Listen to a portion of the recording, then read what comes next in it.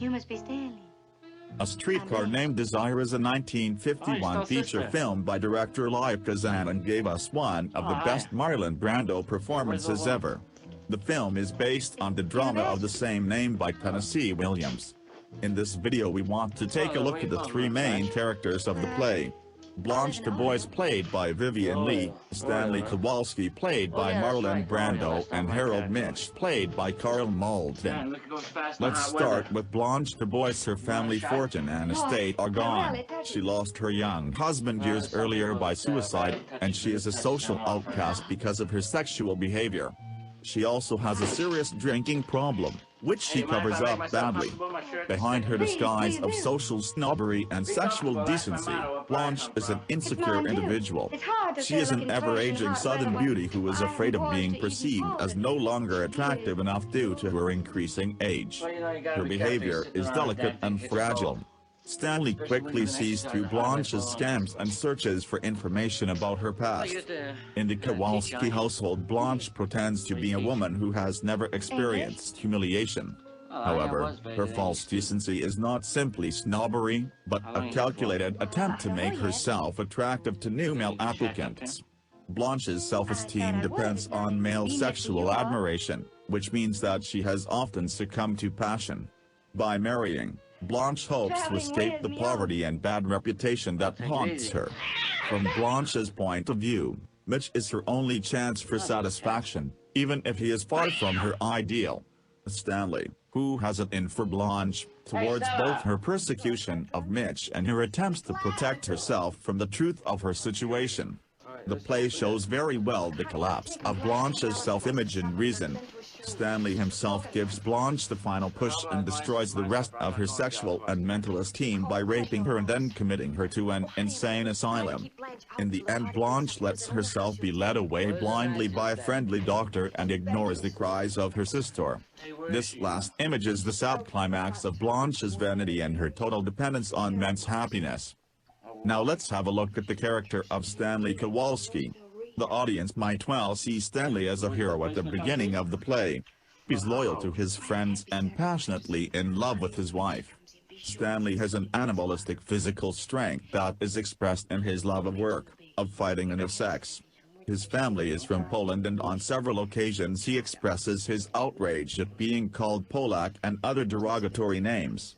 Stanley represents the new, heterogeneous America to which Blanche does not belong because she is a relic of a lost social hierarchy. Stanley's intense hatred for Blanche is partly motivated by the aristocratic past that Blanche represents. He also considers her untrustworthy and does not appreciate the way she tries to deceive him and his friends into thinking she is better than them. Stanley's hostility towards Blanche manifests itself in all his actions towards her. His investigations into her past, his birthday present to her, his sabotage of her relationship with Mitch. In the end, Stanley's down-to-earth character turns out to be hurtfully rude and brutal. His main pleasures are gambling, bowling, sex and drinking, and he lacks ideals and imagination.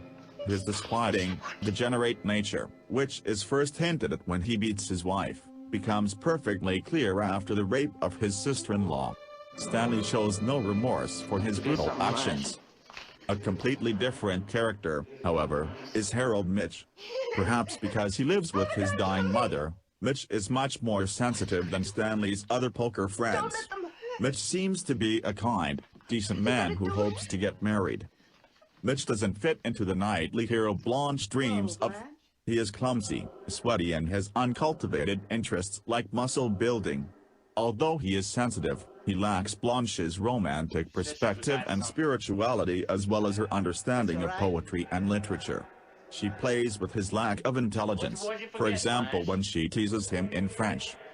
Although they come from completely different worlds, Mitch and Blanche's mutual need for companionship and support pulls them together, so they believe they are made for each other.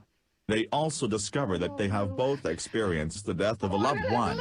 The noose in their relationship is sexual. As part of her primitive and correct actions, Blanche repeatedly rejects Mitch's physical affection and refuses to sleep with him. When he discovers the truth about Blanche's sordid sexual past, Mitch is both angry and embarrassed by the way Blanche has treated him.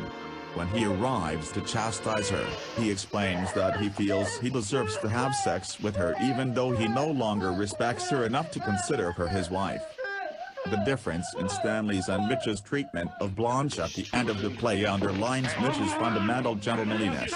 Although he wishes and makes it clear that he wants to sleep with Blanche, Mitch does not rape her and leaves when she screams. Also, the tears Mitch sheds after Blanche tries to escape the fate that Stanley has arranged for her show that he really cares for her. In fact, Mitch is the only person besides Stella who seems to understand the tragedy of Blanche's madness. So now I'm done with my character analysis on A Streetcar Named Desire. So guys, if you want to have more character analysis like that, subscribe to my channel and check me out on my other social channels. Links in the video description.